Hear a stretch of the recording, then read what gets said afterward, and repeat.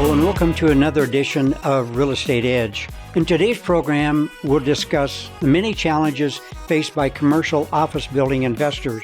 To answer these and other questions is our guest, Rusty Bollow, Executive Vice President from Colliers International. Rusty, thank you very much for being with us. Yeah, my pleasure. Tell us about Colliers. Tell us about the size and location, etc. So Colliers, relatively new to the Utah market, moved in here about 3.5 years ago, but third largest commercial real estate company in the world and first largest in the state of Utah. We operate in 67 countries. Our annual revenues last year were about $3.3 billion. We have 2 billion square feet of commercial real estate product under management, and we have over 18,000 professionals and staff. No kidding. 18,000 in 67 countries. Yeah, it's a big company. Indeed it is. Do you personally have an area of specialization? I do. So I specialize in industrial real estate. And, funny story there is when I was first getting into the business, I was doing any deal I could get my hands on just to earn a living and put food on the table. And a very wise commercial real estate agent came up to me, a mentor of sorts, and said, Rusty, you need to specialize. You got to specialize. If you look at a knee specialist doctor, he's bringing in $3 million a year. You look at a general family practitioner, he's doing, $200,000 to $400,000 a year. You need to specialize. And I took that to heart and I said, Herm, I'll do that as soon as I can afford to do that. Sounds like great advice. When we use the term commercial real estate, can you give a little more clarity to that? What does actually that mean? It's a great question. And commercial real estate really is consists of 4 product types, really. And so what those product types are investment real estate, which is stabilized commercial assets. And those commercial asset classes are retail, industrial, and office. And so anything that has to do, anything outside of the real residential, except for multifamily residential, is also considered commercial. So to simplify that, could we say any property that's generating income? Yeah, absolutely. Or cash flow absolutely. That's a great way to put it. Commercial. Yeah. How do you describe the current economic condition of commercial real estate? Spotty is probably the word I would use for that. Because certain sectors are doing extremely well, and others are, I wouldn't say they're doing horribly, but they're lagging. Mm-hmm. And is there one particular area of commercial real estate that's stronger, that stands out from the others? Yeah, absolutely. I mean, hands down, that would be industrial real estate right now. And I would also throw in multifamily is also doing very well. In fact, Salt Lake City is one of the strongest multifamily markets in the entire nation, which is kind of an interesting aspect. It is indeed. But overall, industrial is by far nationally the strongest. I mean, what we're seeing happen there is just mind-blowing. What's driving that? What's the impetus behind that? That's a great question. E-commerce primarily. And there's a lot of other factors involved there. So what COVID's done is it's taken people that weren't comfortable ordering things from their computer and having them delivered to their house and starting to do that. In fact, a developer client of mine told me a funny story once. He said, as soon as I looked out my window and saw my 85-year-old neighbor getting a prime package on their doorstep, I knew it was time to start building industrial. and so that's a big driver. Another one of the drivers is what COVID did is it showed weaknesses in the supply chain, and manufacturing operations that were overseas couldn't get their products to the U.S., which is one of the biggest consuming nations in the world. And so what's going on there is reshoring. You've got people bringing manufacturing operations from China, Taiwan, other countries back into the U.S., and so that's also growing demand. And the final element that I would say that's really driving that growth is going from just-in-time inventory to just-in-case inventory. And just in case you get an order? Yeah, okay. So just in case we have a problem. So, and what that is people, if you've got just-in-time inventory and you have any gaps in the supply chain, you're running out of product and you're not able to deliver to the end user on time. And with just-in-case inventory, people are carrying about 20% more product. And if you look at the Salt Lake County industrial commercial real estate market, there's about 135 million square feet of product. And that equates to about an additional 30 million square feet of buildings. So if you take that nationally, it's a lot of space. So we've got a pretty big runway. Given the current commercial market, is this time to buy or rent? It's a tough question because I would say buy, and the reason I would say buy is because of inflation and interest rates. Mm-hmm. But the challenge is finding product. It's really, really difficult to find available product for sale right now. Is there adequate financing available at these high prices? There actually is. There really is. In fact, I've been pleasantly surprised by the banking industry in terms of how flexible they're being to help make transactions happen. Well, that's good to hear.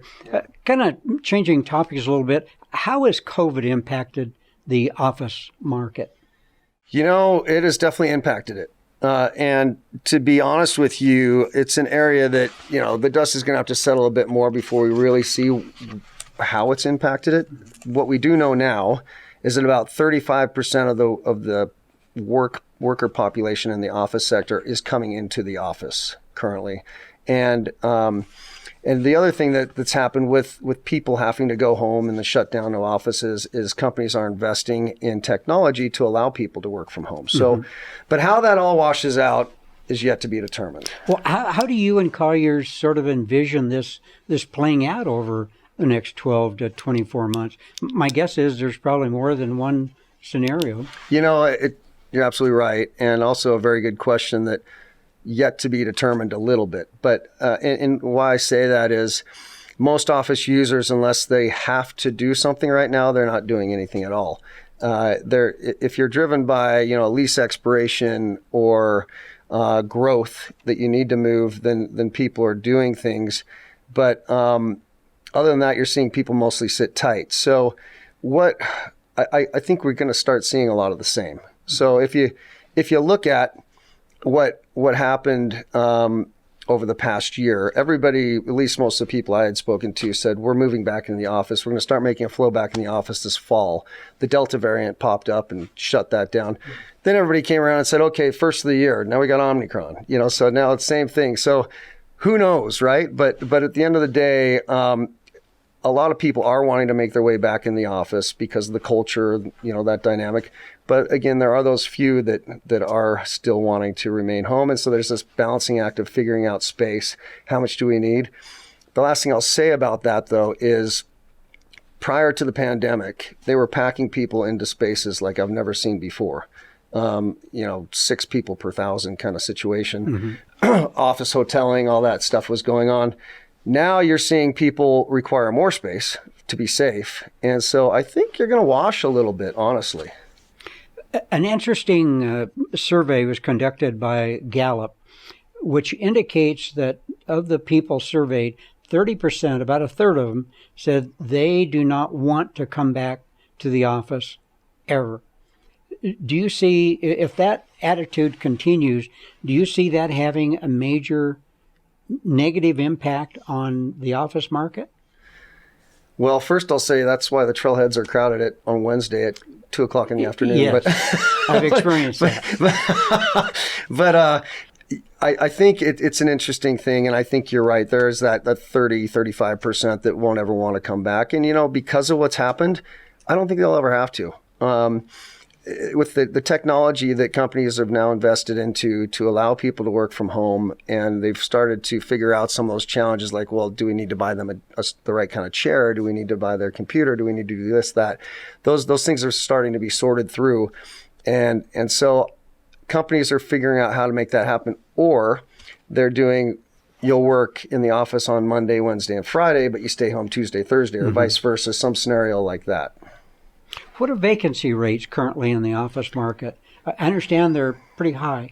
Well, high, yes, but, office and industrial or and other product types are very different animals in that regard.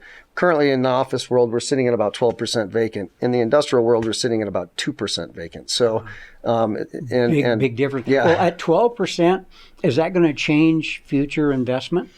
So, and honestly, so again, to compare the two markets, for industrial, a healthy office market, a healthy industrial market, in my opinion, where you're kind of sitting in the middle, it's not a landlord market, it's not a tenant market, is 6 to 7% vacant. Mm-hmm.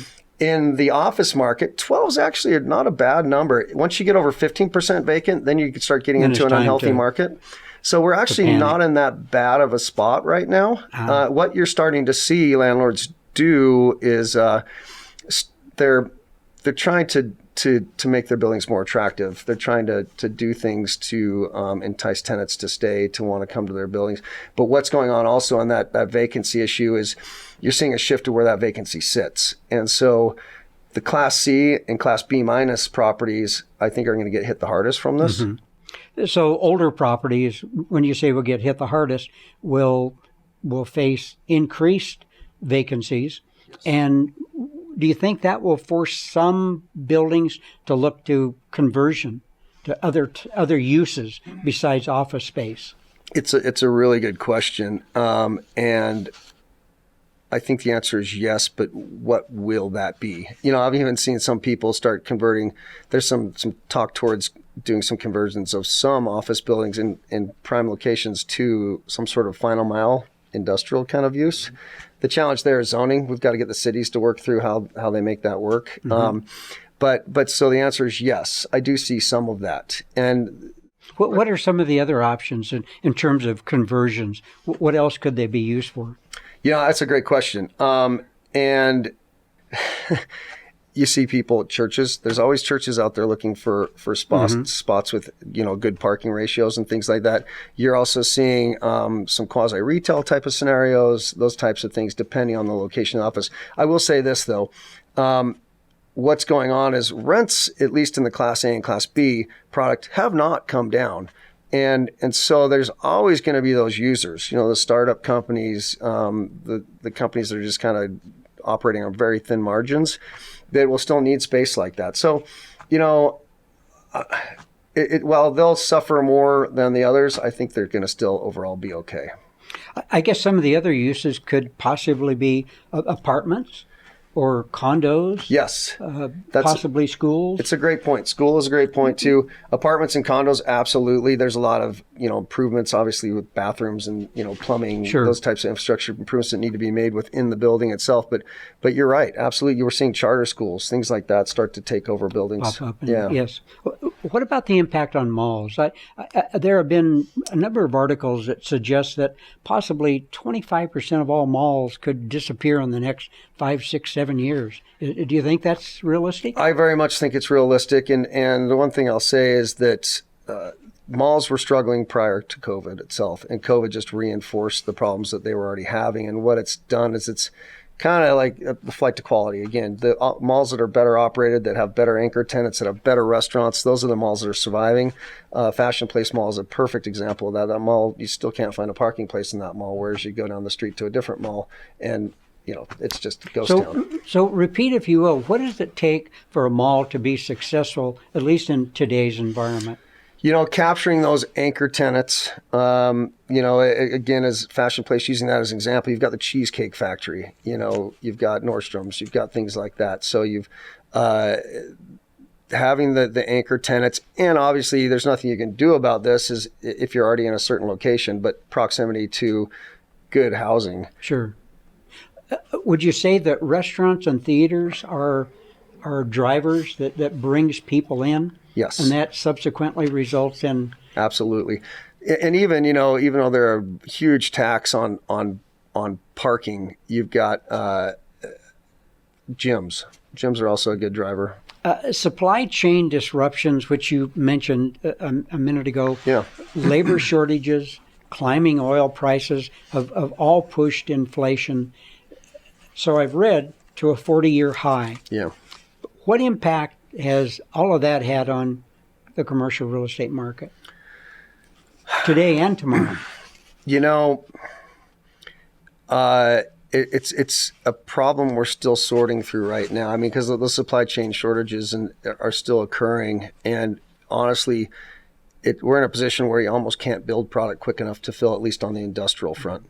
And so the other big influence that's having is on pricing. So construction materials have absolutely gone through the roof. The cost of steel has almost tripled in the past 2 years. And so, and even drywall, everything, and pipes, plumbing, even the materials that aren't being affected necessarily by supply chain issues and driving prices up due to supply and demand, those people are still asking for higher prices regardless. So it's almost artificial inflation in some cases, but overall, what it's doing is it's driving prices to a point where people have to ask for higher rents in order to justify building. And because the demand still exists and there's enough pent-up demand that I'm not too concerned on that front, that those prices are going up. As an example, I know I keep going back to industrial, but we've seen a 20% increase in pricing just in the last year on lease rates.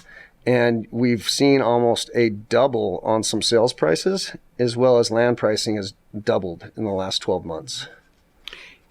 Another area that has dominated the news to a certain extent has been China's real estate or property crisis. Will that spread to other countries, in particular the United States? And if so, would that have a downward trend on prices and rents? So another great question. And I'm not as educated on that as I'd like to be, but from what my understanding is that's been more geared around the residential component of China and not as much towards the commercial. But again, I don't see that bleeding over into the U.S. I really don't. And so, and if anything, some of the problems over there are just going to aid in the reshoring in some of the aspects I talked about earlier. So I don't think it'll have a negative impact on the U.S. That's good to hear. I think we all have a sense that interest rates have a direct impact on value. So I'm going to ask you to look in your crystal ball and tell me, what do you think the Fed's going to do this year? We hear rumbles that increases may be inevitable. What do you think? I agree. So I definitely think interest rates are going to go up. And my prediction is this. I think in the next 2 years, we'll see about 150 basis point increase in interest rates. Really? Yeah. And that's from just talking to different people. Am I right? Who knows? But I think, and when you think 150 basis points, well, that is significant. When you look back historically, I mean, we've been living in just the golden age of interest rates. Indeed, for the past, for almost as long as I can remember now. It feels years, like it. Yeah. So it's pretty incredible. And now we all think like, oh my God, interest rates of 5%. What are we ever going to do? Well, while that would be very scary because the economy already seems to be teetering a little bit. If we had a 1.5% interest increase, what impact will that have on the value of commercial property? Will that tend to drive it down? It's a really great question. I've had that same conversation with some of my investors. And the thought process is that it could potentially in the short term.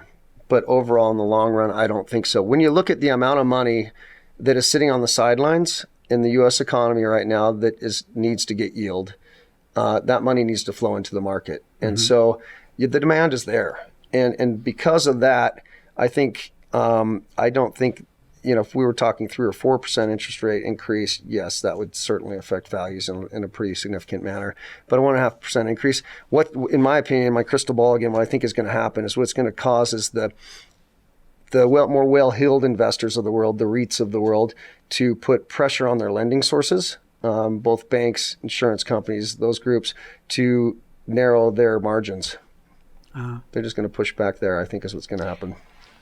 If we see a 1.5% increase in rates, what impact will that have on cap rates? I think, again, what's going to happen is you're going to see the investors go to their lending sources and say, your spread's going to shrink, not mine. You've got to do better. Yeah, yes. Exactly. So, and will they? I think they will, lenders, at least in the short term. I think they will because there's enough business out there going on that they'll rely more on volume and fees than they have to so much on that overall spread. But so I think initially, at least, and it's hard to believe, But initially, I think that the cap rates will hold. And I've never seen cap rates like this in my entire career. I've been doing this for 20 plus years, and it's crazy what you're seeing out there. Well, given your background, let me ask you this.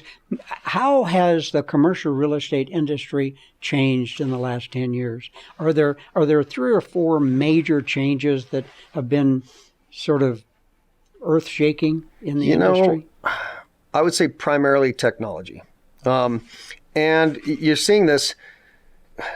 So the commercial real estate industry has always been a pretty small industry overall in terms of the number of people truly involved in it. And a lot of those people are now starting to age up and age out of that industry. So we're seeing this new guard of young guns coming into the industry, which is great. And what they're bringing with them is technology. And you have all these startups that are seeing, the volume, the dollar volumes that go on in the commercial real estate industry, these startup companies that are starting to target this industry that's been pretty antiquated in terms of technology for a very, very long time. Slow to change. Yeah, slow to change, exactly. And so you're seeing technology enter the arena, and more people are starting to embrace it, and now clients are starting to expect it. And so that's probably the biggest change I'm seeing. Mm-hmm. How about over the next 10 years? And I think it'll be kind of the same. More of the same? Yeah, more of the same. And I think it's going to be really interesting to see, and interestingly enough, this is something I've talked to my partner about and a few other folks, is we're starting to look, the commercial real estate industry is its own little bubble, where the residential industry is, there's many more people in it, especially agent-wise. And so they're more innovative, more interesting, more trying to try newer things to compete against each other. So I'm starting to look to some of those folks to say, what are you doing, marketing-wise? What are the things you're doing that maybe I can embrace? Social media, some of those things, which, 5 years ago I would have said wouldn't have done anything. But now today, I think they might start change. What technology changes have you seen at Colliers that has occurred in the last few years that kind of surprise you? I'll tell you what we can do now with mapping, demographics, even kind of predictive growth type of models. We're now building models that predict where things are going to happen. And we've got companies within our own company as well as companies we work with that are just have so many data sets and that they can, you can look at a piece of land and know so much about it without even putting a shovel in the ground by knowing what happened on that side over there and this side over there. And, it's pretty incredible. So I'd say mostly mapping, demographics, as well as is on the marketing front. Some of the tools I've seen marketing, the drone footage, and, you can take blueprints from a building and plug them into a system, and you can 3D it and fly around it and look at it so people can see what they're marketing. You can market a building and have people actually feel like they're walking through it before it even exists. That is interesting. Well, Rusty, we only have time for a couple more questions, and I wanted to get at as you mentioned, sort of the new guns coming in. Yeah. When you're recruiting new talent, what skills or traits do you look for in people coming in the door? Probably number one is work ethic. It's a hard job. It takes a lot of work and a lot of long hours. And so work ethic would probably be number one. Organization. There's a million different things coming on at you all at once. So the ability to remain organized. Multitasking? Yeah, multitasking, exactly.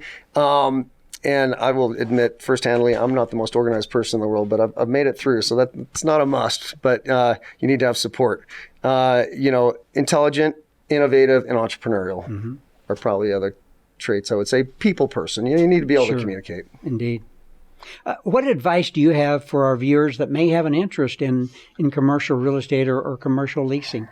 The single number one thing I think you can probably do is try to get to know someone within the industry and befriend that person, ask them for information. And the more people you get to know, the better. It's not an easy industry to break into. And so if there's a job opening within that industry, take it, even if it's not what you want to start. And you can make it clear that, look, you're looking to move once you get in the door. But that would probably be my two key suggestions would be get to know people. And even if it's not the job you want, take it. Sounds like good advice, Rusty. That concludes this episode of Stringham Real Estate Edge. Today's program was brought to you by Stringham Schools, educating real estate professionals since 1989. Visit stringhamschools.com to learn more. We want to thank today's guests, and don't forget to tell us what you think in the comments section below.